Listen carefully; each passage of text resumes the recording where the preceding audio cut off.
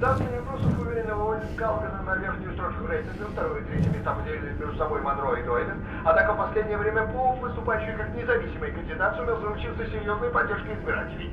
Благодаря активной кампании он стремительно приближается по числу голосов к показателю в Дойлен.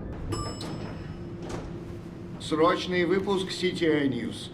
Прокурор Роберт Поуп, баллотировавшийся в мэры, был найден мертвым в своем офисе на Вест-Арланд. По предварительным данным, он был застрелен одиночным выстрелом в голову. Мы будем сообщать вам подробности этого дела по мере их поступления. Продолжается расследование дела об убийстве прокурора и кандидата на пост мэра Роберта Поупа, найденного мертвым в своем офисе. Полиции удалось задержать одну подозреваемую, а в городе объявлен розыск второй молодой девушки, скрывшейся с места преступления незадолго до приезда полиции. Оставайтесь с нами.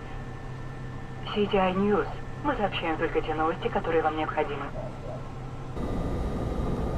Мэр Каллаган подтвердил, что хотя вопрос о статусе табачных изделий не будет пересмотрен, безникотиновые сигареты и другие альтернативы все же будут доступны для ряда покупателей. Подробности в 8-часовом выпуске CTI News. Мы сообщаем только те новости, которые вам необходимы.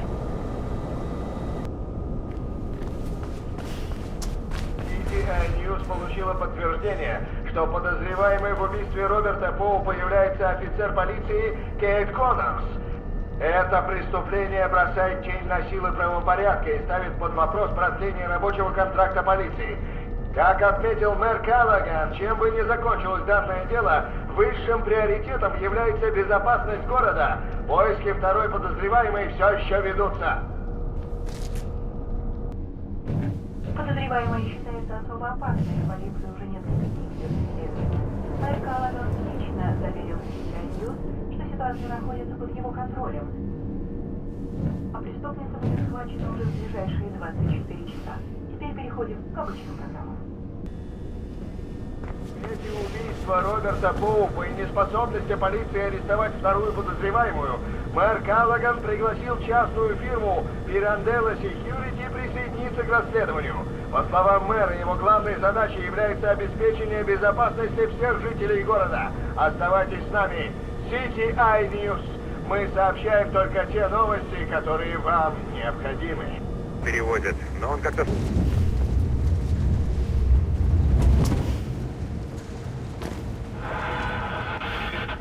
Суд над Кейт Коннорс состоится уже в ближайшие несколько часов. Как обычно, CTI News будут первыми освещать это событие и немедленно сообщат своим слушателям вердикт суда.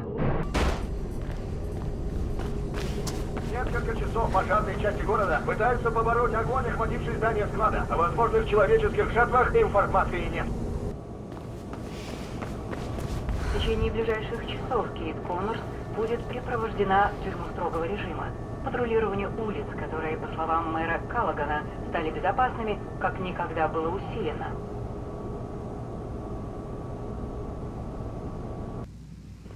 Охранная фирма Pirandello Крюгер получила разрешение ввести дополнительные силы безопасности для поиска Кейт Коннорс.